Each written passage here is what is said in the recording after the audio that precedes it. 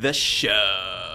There's very few people who know about the first generation of Team Gary, and I think you're one of the core members of that. I'm excited to get into this. Growing up all-American kid, they did instill like such a strong work ethic in me, and I think that's one of the things that has allowed me to come so far and build the career that I have, and probably maybe one of the things Gary saw when I started working with him. How did Team Gary happen? They're looking for a role to work with like our CEO, Gary Vaynerchuk. I had no idea who that was. Team Gary wasn't even like a phrase. Before we even called it Team Gary, like what was it to like work on Gary's brand? What were we working on? I was in Gary's office all day, all the time with him. Maybe he was having a meeting with somebody. Maybe we were shooting the shit. And I was just like, I'm so scared. I don't know how to tell Gary. I don't know if I want to keep doing this.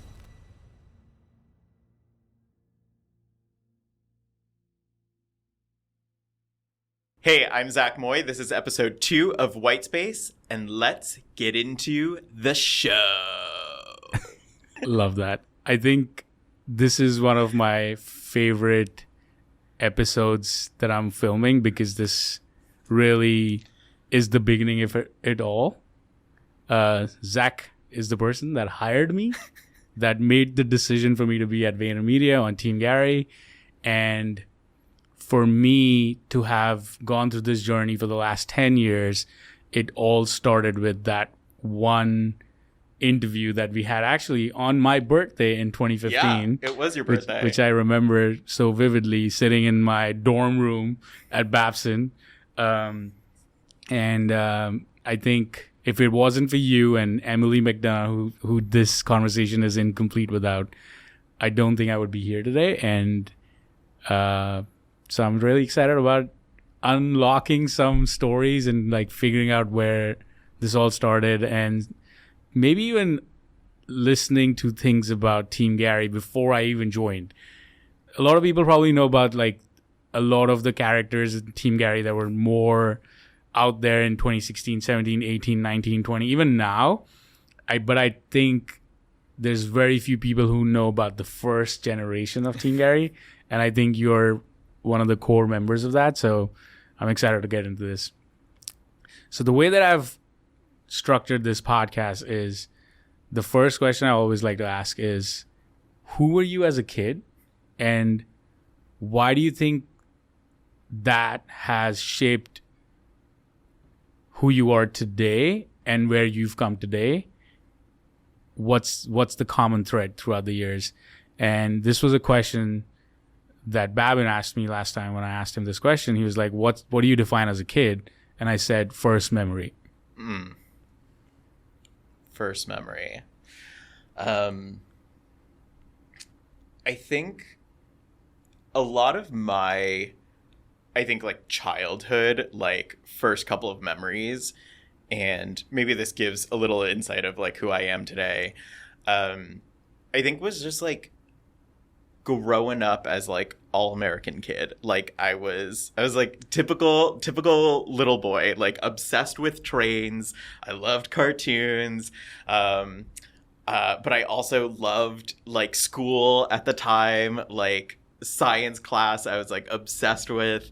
And I think as I got older, I started to really start to shape my identity around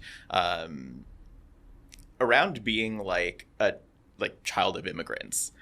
And I think a lot of that, and I didn't like realize it until like right now, and probably like all of the conversations that are happening like in culture right now, of how much I think that has turned me into who I am today, and like how I approached my career. Like I think a lot of it probably could be attributed to like being a millennial and like defining all of my 20s by my career, and like my job is everything. And like when you meet people, it's like, what hobbies do you have? And you're like, marketing, social media.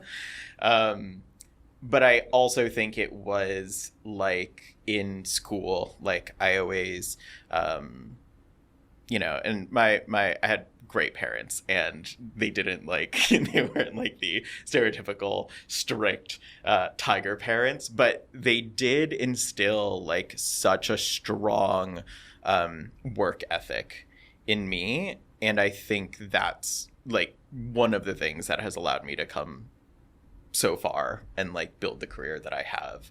And probably like, you know, maybe one of the things Gary saw when I started working with him. So yeah, that's kind of like the quick and dirty of like, I think my childhood and like how that started to shape. And how do you think you gravitated towards the creative side of things? Like, what was the first, almost like your first experience of like, oh wait, I am a creative person? Yeah, I think so. Going back now, traveling back in time, I used to draw a lot, and I was like, in school, in grade school, I think I was like the art kid, the creative kid. You know, I had the like big box of crayons. I could draw things. Teachers would be like, you know, that would be on like my report card. It'd be like, great at drawing. I suck at drawing now, but I that was kind of like my claim to fame in the classroom of like, oh, Zak can draw. Like, he's very creative. But it's funny, that never translated into like high school. Once I got to high school, everything was about like STEM, like science, technology, engineering, math. I was taking every AP math course available, every AP science course available. I was very much on the like track. I originally was planning to go to school for biomedical engineering, complete opposite of where I am right now. No regrets, but you know, very different. And I do remember actually there was a point when we were looking at colleges, my parents and I had this like weird moment where I was just like, I don't know if I want to let the art side, the creative side of me go. And so on a whim, toured an art school for industrial design because I felt like that was a good marriage between science and art and all of that type of stuff. And I was like, yeah, this is going to be cool. I toured it and I hated it. I was like, I don't belong here. I don't think I fit. I don't think I'm this creative person at all. And so I decided to go to school for engineering. What kind of engineer were you? It was going to be biomedical engineering. So I had, at the time, just like a real big fascination around like biology, technology. One of my like heroes at the time was Dean Kamen, who was one of the inventors of the Segway. And him and his group did a lot of work around like prosthetics and helping people with disabilities like just exist and like live their lives to the fullest. And I thought that was super cool, and I wanted to be a part of that. And long story short, my school, my college was pretty small. All of my, I was double majoring my freshman year for biomedical engineering and this program called Visual Arts and Technology, which was like a engineering skewed design program where you learn how like the ears work and the eyes work so that you can be a better designer. You understand data visualization. You understand how cameras work. So it was a very tech-focused approach on art and design. I was double majoring, but unfortunately my school, private institution, was small enough where any course that I needed to take would just conflict with each other. A lab course that I needed for my biomedical requisites were 4 hours long. They conflicted with studio courses where I had to draw and paint and do sculpture, conflicted. And the TLDR of it all is that like, cool, I could stay in school for like 7 to 8 years and get 2 completely separate bachelor's degrees, or I pick one. And I remember that was probably the first time I had like an identity crisis of who I was. Because at the time I just built so much of my high school and academic career on academia. You were a good go student. Be a doctor, whatever. That's when I started like falling in love, I think, with like the more creative side. I don't think I was in love with it before. And then I made my choice, and here I am today. So on that, how did Team Gary happen? So Team Gary happened. I had a friend, shout out to Caroline Amaba, who interned. She was, we went to school together, and she was a year ahead of me. And she actually did an internship at Vayner and then got offered a job when she graduated. And so around my time, a year later, I'm about to graduate, and Caroline hits me up and she's like, Zach, Vayner, it's the greatest place on earth. If you need, like, let me know. I'll put in a reference, you know, just let me know when you're ready.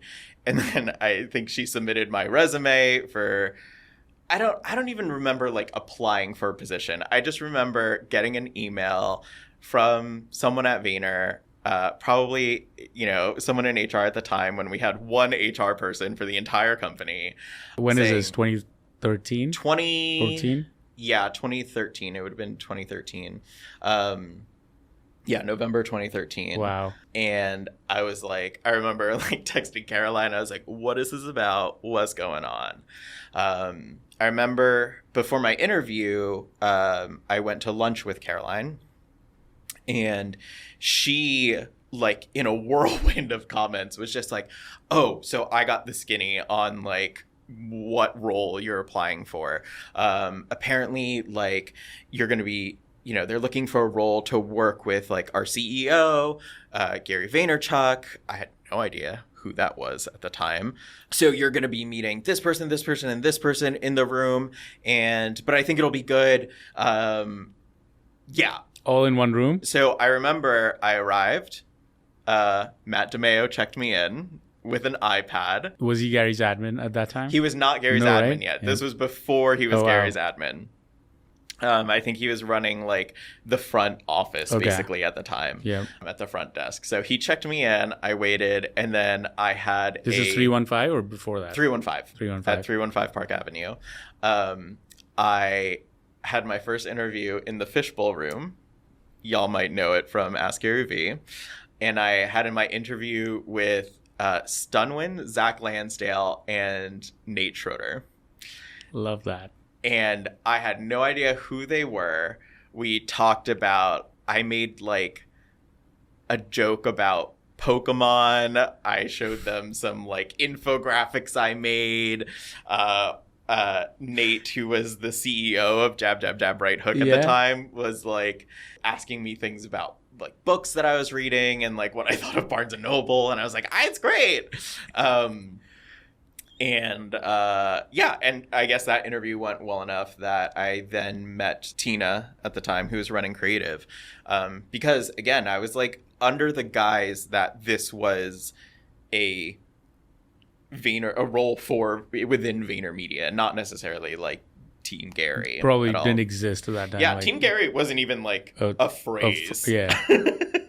Yeah, that's cool. Like he was doing some stuff, but it really was just the beginning of it all. So at that time, it was like you will work with the CEO, but it wasn't like you're on Team Gary. Yeah, no. Yeah, there was no like cool. there was like Team Gary wasn't even a phrase we had. I was just like, it was just like, oh, you're gonna be Gary's designer, and I was like, okay, cool. And what's funny is, and I don't think I have told a lot of people this, but I was actually kind of bummed. I was a little bummed that I wasn't going to be working with like brands. And I also was like, I didn't know who Gary was. It didn't actually even click until like in that fishbowl room there, it said Vayner Media. And I was like, oh, Vayner Media, Vaynerchuk. Got it. Okay. All right. That's how ill prepared I was for this interview. Did you walk in with a suit and a tie as well? Or you no, knew? But I did wear a collared shirt, and that's probably the last time I wore a collared shirt into Vayner Media. So I had no idea. And I was a little like, oh man, like I was really excited to like, they were talking about some of the brands and the clients Vayner had at the time, and I was like really excited to work on that. But you know, hard work ethic Zach was like, hey man, like opportunity to work with the CEO of the company. He seems pretty cool. Like, this is going to be a step through the door, right? Who knows what this Did you interview with Gary? I actually don't think I interviewed with Gary. You just got hired. Yeah, you got an I was email, just kind of hired. I think like I already started. I think on my first day, Stunwin introduced me to Gary. We like shook hands. I probably accidentally revealed that I don't like football. And here we are today. That's cool. So talk to me about the early days of like, before we even called it Team Gary, like what was it to like work on Gary's brand? What were we working on? Social media was still becoming a thing, like mainly just YouTube, a little bit of Facebook. Instagram was still a baby. 2015 me remembers that there was still so much focus on the website. But what was like early days of like 2 years before I even started? This is like almost a year and a half before I started. So what were you doing for Gary? Yeah, we were doing a lot of weird and probably random stuff. The first like project that I really worked on at the time was for Jab Jab Jab Right Hook. I got hired in November of 2013. I think literally Jab Jab Jab Right Hook was coming out like in a couple of weeks. Like I remember bringing my friend to one of Gary's book signings at the Barnes & Noble in Union Square, like 2 weeks into my job and being like, this is my job. I gotta help sell this book. I don't know how to do that, but I'm gonna try. And so a lot of the content I was making at the time, I think, was just around talking about that book, selling the book, making quote cards from things in the book, and a lot of BSUs. A lot of BSUs. When was the first time you heard the word BSU? It was probably on day one. So BSU. It was even before you were there that BSU existed. Yeah, because that was a BSU, branded status update, like comes from the Facebook era where it already said like Zak Moy is, and then you just filled in the blank. And it was a status update. And so Gary coined the term branded status update for our clients because it was a brand doing a status update. And so that's where that phrase comes from. And then basically, like, then you could start posting photos and pictures to Facebook. And so, at the time, like, takes up more screen space, more screen real estate, put a picture, catch more attention. And so, yeah, that's how BSUs kind of like became BSUs. So technically you were like the first person hired on Gary's brand, like that was hired. Because Stunwin was the first, but like he was already at Vayner. Yeah, Stunwin was already at Vayner. And I think he started working with Gary because the other side of like working on Team Gary is that you also worked on stuff for Wine Library. And Stunwin had a huge wine background. Yeah, same today. It's just wine text now more than Wine Library, but it's still both. Yeah. I see people editing Brandon in videos. So Stunwin, I think, kind of like, I forgot what accounts he was working on at the time, but I remember he transitioned to start working with Gary maybe a couple months before I actually joined the team. But I think I was the first person like hired from the outside world to join the team. So who was next? Next after was, I think D-Rock was third. And that's when things really started to steamroll. I remember one morning, Stunwin and I are like working on something, probably a BSU. Everything was a BSU then. We're working on a BSU. Gary pulls us into the office and he goes, by the way, I'm thinking about starting a show on YouTube and we're going to do video. And like Stunwin and I looked at each other, and because neither of us did video, and it was like, we'll figure it out. Yada, yada, yada. D-Rock shows up. But this is like 2014 then, because, right? So it's almost like 6 months into your time there. Mm-hmm. We're in 2014. Okay, got it. Yeah, about 6 months later. Yeah, like it's almost like a 6 months to a year later. Like that's when I think things really started to snowball. And that's when we were starting to pump out a lot more content. Because at the time, video wasn't really wasn't a thing. I think if you were doing video at the time, especially on YouTube, you were either doing like weird stuff, might be considered brain rot these days, but just like weird internet things, or you were part of like the BuzzFeed College Humor like production set, and you were doing like skits and stuff like that.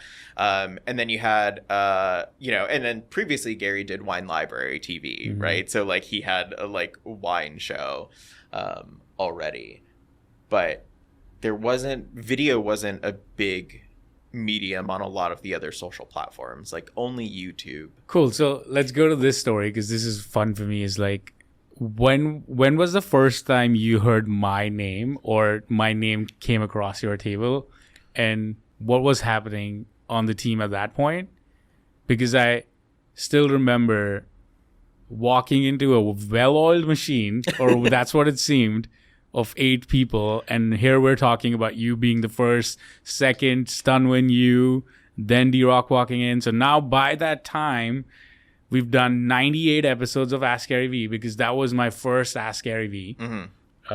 That I was part of. Because my first job on Team Gary that was not shipping books or scanning Gary's photos as a kid into Google Drive all day. This is what I did on day 2. It was like scanning Gary's photos and putting them on Google Drive that now we use for BSUs. My first real job was transcribing Ask GaryVee 98, because transcribing wasn't the thing. So you had to like type it out. You had to type it out. Listen AI and type. Was a imagination if only. AI was here, I probably wouldn't have an internship. Let's just say that.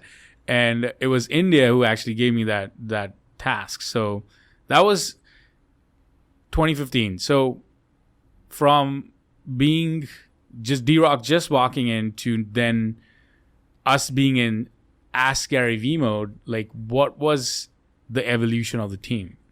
Once Ask GaryVee started, that was the first time I think we had a consistent like source material to pull from. Because before that, it would either be a keynote speech that Gary was doing. Like he had to get. And how did you find those at that time? We would work with probably Zach Nadler at CAA. He was at CAA? And asked to get the footage for That's it. Cool. And then, or we would watch it live. Or like I would be in the crowd listening for Gary to drop a banger and like write that down and be like, this is the quote. Or like, I think this is I remember doing the live stuff. Yeah, and we would just do it live. So that's how we would get everything. But I think once we started producing our own stuff, that's when we had so much stuff to work with. I think that's when, so a lot of,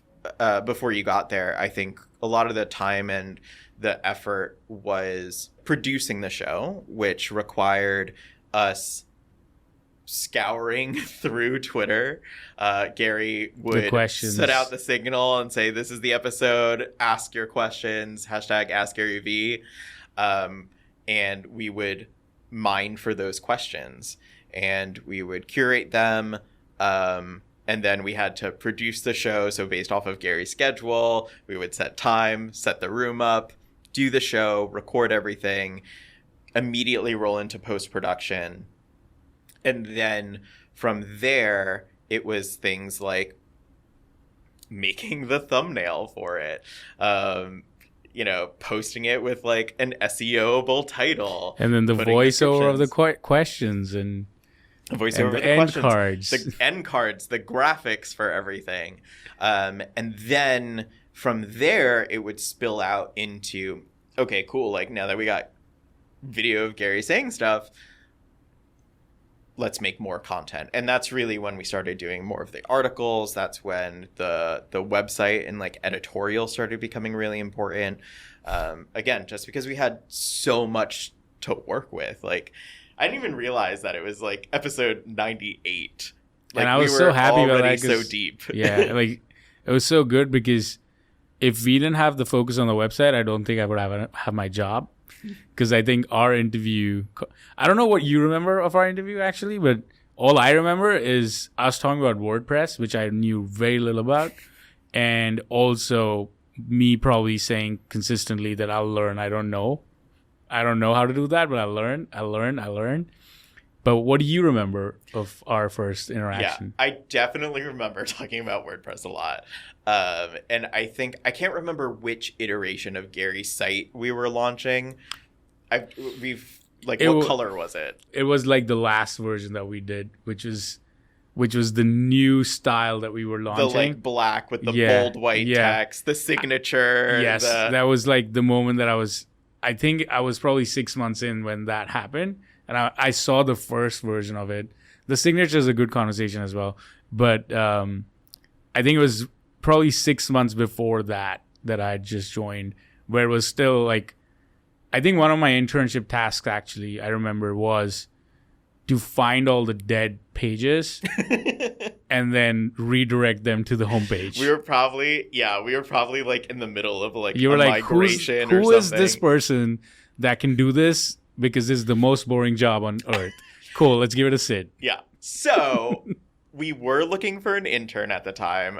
So Vayner started like having a more robust internship program, and now that Team Gary was actually a thing, I think we were budgeted to have an intern. Do you remember the first time like we actually referred to us as Team Gary? I think it just started happening organically, because you would go around and you would meet people in Vayner space, and like you talk about the first thing everyone talks about and introduces, what brands are you on, what accounts are you on? And so Gary. I think for us, we just ended up just saying like, oh, I'm on Team Gary, because like, so yeah, going back to your interview, so we were looking for an intern at the time, because again, we were at a point where we were just scaling and there was almost so many things to do, and like, and not to diminish like the work, but it was like nitty gritty stuff. Yep. It was like helping to prepare for the site migration. It was like writing, transcribing Ask GaryVees, because we were moving a mile a minute, like an episode almost every day. An article every day. Like we were pumping, and I think we just needed like hands. And so I got put on, somehow I got put on like basically like an interviewing committee, or to be like an interviewing manager for this role. And I just remember like your name, not that I knew who you were, but like was in my inbox. It was probably to me and Emily McDonough. And I was like, yeah, seems good. I remember doing the video interview. You were in Boston in your college dorm room. Was that's what it was? Yeah. It's called Woodside at Babson. Yeah. I remember we talked about like you potentially moving to New York. I remember making a joke about how we were all poor and you had to like move to New York and I thought you were joking. Butter sandwiches. Here we are today, still eating peanut butter jelly sandwiches. No, I think we moved on from that. I hope we have. And it's funny. I remember we talked about WordPress a lot because we were doing that migration, and it was super important at the time. And I think one of the things that both Emily and I agreed on that of like why we liked you as a candidate was because you had that growth mindset of just like, I'll figure it out, I'll learn it. And I think like for me personally, there was a lot of like kind of like kinship at the time for that, because at the time Vayner was still quite small. Yeah. And I'd say like none of us truly knew what we were doing. And again, not to say that like we were a bunch of dumb kids running around, but like we had to figure it out on our own a lot. We didn't have like a huge C-suite at the time. We barely had people over the age of 40 at the time. So there just wasn't a lot of experience within the walls. And I think like, you know, it was kids hiring kids. Yeah. And I think like that's kind of what made it fun and interesting and exciting to like bring someone like you into our crazy world. It was kind of cool. Yeah, I think I walked into Vayner Media and I was like, this is a different space. Because, I've like, and back to your origin story, like I'm an engineer myself. Like I'm an electrical engineer. And like, just for me, advertising as a concept didn't exist till I interviewed with Vayner Media because I didn't know what an advertising agency did. So for me to walk into Vayner Media where like everyone's so chill, and my experience being that I worked for a German company where it's like you had to wear a certain dress code every day to work, it was just poles apart. Where I referred to my seniors in my company as sir, like I couldn't use their first name to like, I would always use last name and sir to refer to them. And again, that's just different cultures. It was just such a like 180 for me. And I was like, oh, this is different. And then obviously the whole social media world and like me getting exposed to, again, WordPress was fun and great, but like the biggest thing for me was like when I started diving into ads and being able to target people with their income and like location and stuff. It's kind of like engineering, right? It was like so yeah, it's like this is fun. Like this is where you get, it's just stuff that people don't know about. And back in 2015, 16, like no one knew about this stuff. So it was like such an eye opener for me where I was like, all right, this is different. And I still remember, and this is the conversation I wanted to have with you, is like one of the tasks you gave me, and this is what I was breaking down with Babin as well, was you were my manager, so I had to send you this email, and I think it's still in your inbox if you go for it. But I had to give you this email of what I want to do for the 10 weeks. You had asked me to do that. And I sent you this email mapping out 8 weeks of my internship saying, week 1, I want to learn SEO and some Week 2, I want to learn how to edit videos. Week 3, I want to do this. Week 4, I want to do this. And I remember going through that meticulously throughout the weeks and eventually getting to the point where in week 9 or 10, I was like, wait, I know everything about this team now. Like I know how to do every role. And I remember you teaching me Photoshop, D-Rock teaching me Premiere Pro, Andy teaching me paid media, Alex DeSimone and I were working on LinkedIn, and like there was so many different versions of that. And I'm sitting there and I'm like, these are so many things that I had no idea I could do, and this is just 10 weeks. And that's, I think, one of the moments where I was like, wait, I think I can stay here. Maybe I should learn more, and this is probably something I should do. And I remember one of those tasks in those 8 weeks was doing a competitor analysis. And you were like, just look at different brands and what are they doing that are similar brands. And I had to come up with the brands as well. You left it so open-ended. You were like, go look at similar people and figure out what they're doing that we're not doing and stuff like that. I think LinkedIn was one of those, and that's how I really created my foundation on the team with like starting LinkedIn for Gary and building it to a point where I remember one of the first emails I sent to Gary, which was around SlideShare is 20xing videos, then YouTube links, and we should only post on SlideShare. And Gary responded with like, I want 20 minutes with you tomorrow. Something like that. And that was like the first moment I think that he was like, oh, wait, this kid might be smart or something like that. And then I remember one of the tasks that I keep going back to is I was doing the competitor analysis, and I looked at Richard Branson's Instagram. And I don't know if he's a competitor or like even a comp or whatever. But at that time, I thought he was, because I was looking at CEOs who have social media presence. And he used to use his signature on the side. And I thought, that was cool. Gary doesn't have that. So I think I brought it up to you, and you were like, yeah, let's do it. And I was like, okay.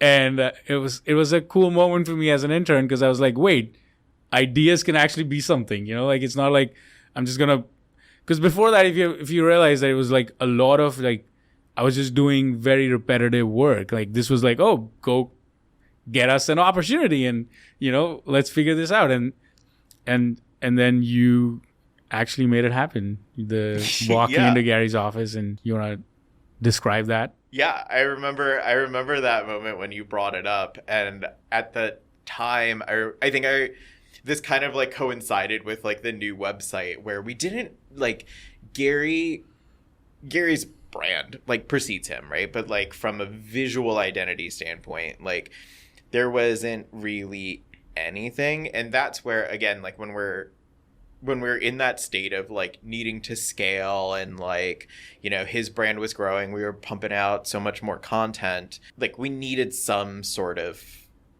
continuity between all of it. And I remember when you brought up that idea, I remember walking into Gary's office, which was right behind us at the time, and I had a piece of paper and a Sharpie, and I remember just asking him to sign it. He did it. I don't remember if he even asked any questions or like why we were doing it. And I remember I brought it into Illustrator. I turned it into a vector. And now I'm pretty sure it's the same file that you guys are using today. It's on every asset that it's ever created. Yeah, it's on everything now. It's pretty cool. Yeah. And I think that was the moment where I was like, all right, this is like, I can bring up ideas and this can be a thing. And funnily enough, I think that's what transcended into me getting that T-shirt from the team that said Whitespace. I don't know if you remember, but the T-shirt said Sid Whitespace Astir. And that's why the name of the podcast is Whitespace. You know, it's like, it's a full circle moment for me because it's kind of a perspective game of like, Whitespace is sometimes considered bad in the creative space, but Whitespace is considered great in our day trading attention space. So it's a perspective game of how you look at Whitespace. So that's why I came up with this name. So yeah, that was the moment for me that was like, I think a good trigger to like, let's do this. Let's stay here. I think one of the things that a lot of people probably don't know about Gary is how much he's involved with his brand. And how much he's on top of it. And I know that the core Team Gary now is still very much in it with him with like WhatsApp and like him being on text and just being in it a lot more. But he's definitely gotten busier as he's become the CEO of a 3,000 person agency and VFriends has started and Wine Library is becoming bigger. Like so many other businesses outside of VaynerX as well, with Vayner Sports as well. That time, back to your point earlier of like small company, kids walking around figuring shit out. He had a lot more one-on-one interactions with us. He would just walk by, like just start looking at your screen and start giving feedback and things like that.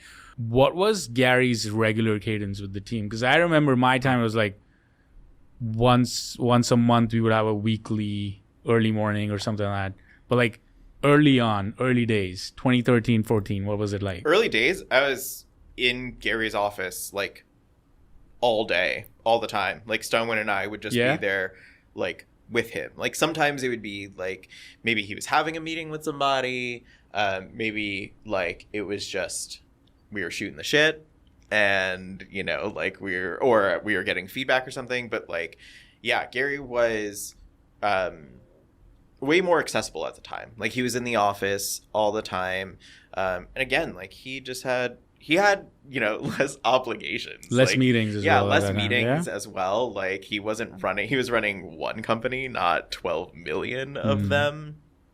And so, and again, like I think we were in an era where we were still building a library to work off of. Like it didn't exist yet. Like we didn't have like the search engine that exists now where you could just go and see like what Gary said about something. And so I think a lot of it did require him to participate in that work. At the time too, like Gary was a lot more precious isn't the right word, but like he wanted to be more involved.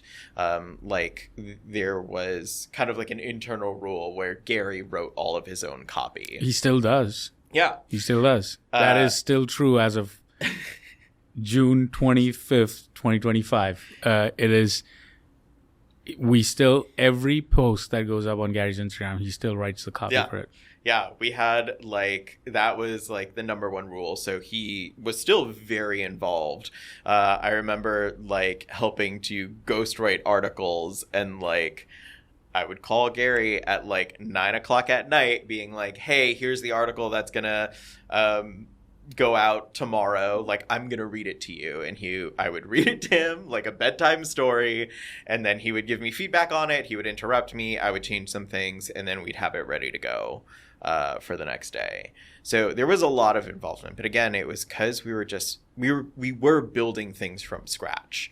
It still works in the same way. It's just it was Zak Moy, now it's Mackenzie Dawkins. They're still the same. Like they're writing the article and then reading it to Gary because he doesn't want to read, and it's just great because it's also faster to just go through the whole process. Yeah, and I think that's what like when you mentioned like you came in and it was a well-oiled machine, I think like we figured out how to scale the man. Like we knew how he operated. We knew how he would react to things. Like I remember people from other teams coming to me being like, hey, Gary, we need Gary's feedback on X, Y, and Z for a client. How should I write this email to him? And I'm like, okay, cool. Here's some tips. Like, here's how we get his attention. Here's how to make sure that, like, you get him all the right information. Here's how, like, you make it easy and quick for him to, like, be able to respond. Because, you know, if he's only looking at this for 2 minutes, like... Yeah. It's the same way right now with, like, we've transitioned to text. So it's just like, how do you send him a text that you're going to get a quick response on? It's just fun to see the evolution of the team. And this is why I'm really trying to do this, because I feel like over the 10 years, there have been so many different versions of the team. But at the end of the day, we're still working with the same humans. Yeah. So it's like we're doing things the same but different, which is fun. So all of this is happening and you decide to leave the team. What was the reason you left and what did you do after? Yeah. That was the second time I think I had like an identity crisis. First was in college. Number 2 was Gary. I remember the team had like grown so much, and there was a point where the machine was running. And you were the creative director for Gary or something like that at that time? Yeah, I think my title was like art director at the time. But I remember like Andy and I like kind of like engineered the system. We had posting cadences, we had like workflows, like, you know, we didn't have diagrams or anything, but like we knew how to get the work done. And I think for me, it stopped being challenging. It was, to me, I felt like I had helped to create and build this like wonderful, cool human machine. And I was just really curious on like what more was like, right? Like I kind of started getting that itch again of like, hey, I never actually did end up working with brands, right? Like the way I first interviewed thinking I was. And I remember having a conversation with Claude, going into her office, and I was scared. And I was just like, Claude, I am so scared. I don't know how to tell Gary, I don't know if I want to keep doing this or if there's something more. And, you know, I was still young. It was still the CEO of our company. It was still someone even though you work with him every day. And it was still someone who gave me so many opportunities, like, you know, and like maybe this is the like being a child of immigrants, like, am I going to sound ungrateful, right? You know, to say that I don't want to do this anymore. I think the other thing too was that Gary used to joke about this a lot, and it was very true, is that he was a very easy client. Yeah. You know, probably still is. For sure, one of the easiest clients you can work with, at least creatively. And I think I was just looking for more of a challenge. You were like, I need more rounds of feedback. Not feedback. I need more move it right to 1 mm. Yeah. I mean, like, you know, it's that engineering itch, right? Like I've built something, we've created something, and it runs and it works, and I just wanted a new machine, a new formula to crack, a place, something where I could leverage these skills. And what was that? It just so happens at the time, this is when Vayner Talent was starting to start up. Lindsay Blum and India, actually, they were the first two people. India to had start already working moved at. there. She was just helping. She was doing out both with a lot of stuff. Yeah, I think she was doing both. You'll have to check in with her on another episode. I'm gonna do that. Get on the show. And I just remember being like, I think I can help with that, right? And it just made sense to me, right? I figured it out. We cracked the code. We engineered it for Gary. I can do this for other people. Turned out to be a lot harder because not everyone is Gary, and it turns out there is something magical about the man in order to do that. But that's kind of like was the next, what I saw as the next opportunity for me. So eventually I kind of like slowly, gradually kind of like peeled away. I remember working with Andy on like making sure like everything was good so that I can make my kind was of like, D-Kirk departure. on the team by then? Who? Dwayne Kirkland? No. D-Kirk wasn't there? Cesar Rodriguez? No.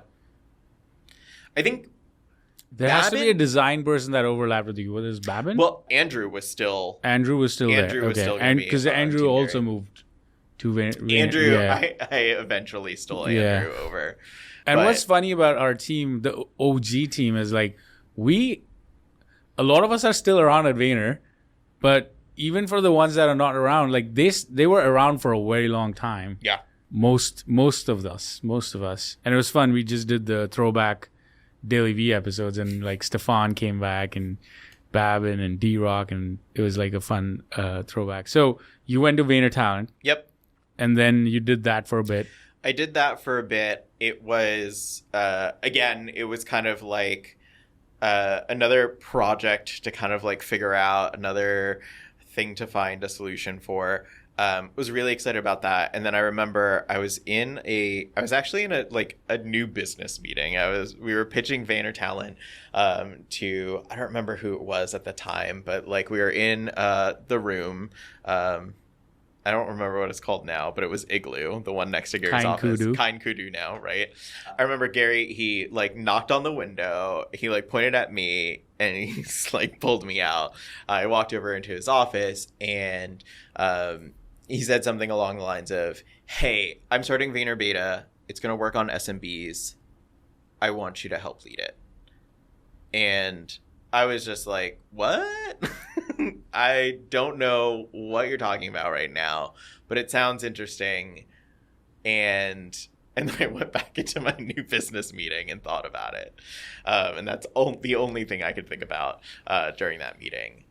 So yeah, after Vayner Talent, I went to go help start Vayner Beta. That was like one of our first forays as Vayner into the small and medium-sized businesses. That was with Gabe Anderson? Yep, that was with Gabe, Lorenzo Santos, Chris McPherson. C-Mac. Yeah, C-Mac. That became a little like another team of misfits, which was a ton of fun. We did a lot of really good work.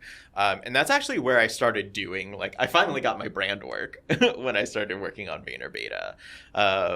I slowly built up a team, did that for a couple of years, and it was successful enough that it became one of the precursors to now the Sasha Group. Where you are now. Where I am today as VP of Creative. Love that. So you've been at Vayner for 12 years now, or 13 or something like that. Yeah, it'll be, depending on when you're watching this, it'll be 12 years in this November. And I'm going to do Team Gary and not Team Gary, but like, okay. What is the most fun project you've worked on? For Team Gary, I think the Ask GaryVee book. The book, yeah. The book. It was the first book I did of Gary's for beginning to end. It felt like almost like a capstone piece because it was like towards the end of Ask GaryVee, but it just built on so much of the work that we did. Yeah. I was honored and excited that I got to do the book jacket for it. So like, so you designed the jacket for that? Yeah, I didn't get to. I don't use my resume anymore because I've been here for 12 years. But like, I've never been able to be like, yeah, designed like New York Times bestseller. on it. But if you got a copy and you look at the back, on the inside back sleeve, we'll have my name on it. I think I also have an excerpt at the end of that book. That's cool. Which is cool. I think that was one of my last big projects on Team Gary. But it just felt like everything kind of came together in this one thing. And I learned so much on that project too. I learned about publishing. I remember working with Gary's publishers at the time. Vayner Botter, selling. I remember us sitting, having meetings, trying to figure out how Super 8. How the Super 8, trying to bartering constantly, before Book Talk was even a thing, going on Instagram. And I remember every weekend or every night we would all like pick different hashtags, find people posting about books, and then DMing them about like, hey, can you review this book? I'll send you a galley copy. We like sat in rooms just trying to postulate how we think New York Times picks its bestsellers. Now we have a lot more understanding on that for sure. Oh, for sure. Yeah. But I think it was like the first, it was just like I saw that end to end, and it just felt really cool. And I think like, that it was the whole team like working really hard to do that. There's also there was a crossword puzzle at the end of that book too. I think so. Yeah. I think there's one. Silly. That's cool. The way I like to end these is the one thing that I would like to ask you that is valid for everyone in the world. So what's one life advice that you would like to share with people that are not looking for advice but are still listening to this, that you just swear by? Like that's your way of living life, or your way of thinking about things, or your way of doing things that you think can bring value to people? Yeah. That's a great question. I think it's, I read this book recently.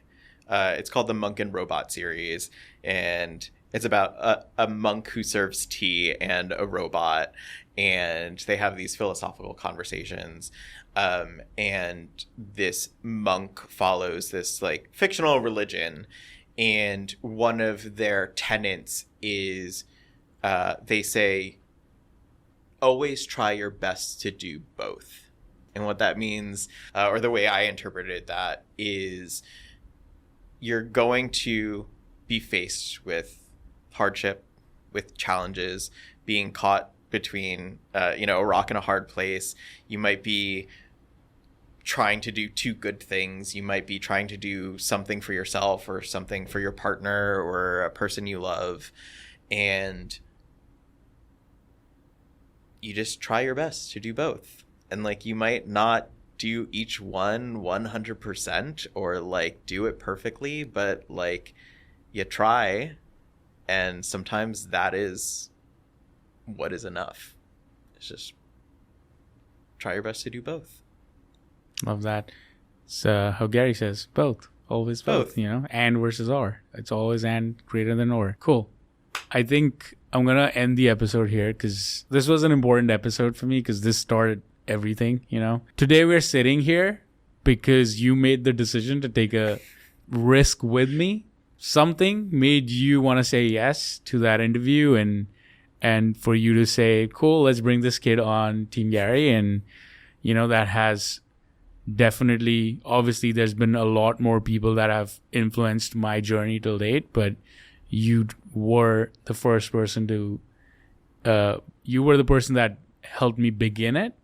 So thank you for taking that chance. And I'm excited to like publish this and bring this to the world. And honestly, like, I feel like that was the conversation that made me realize that I belonged.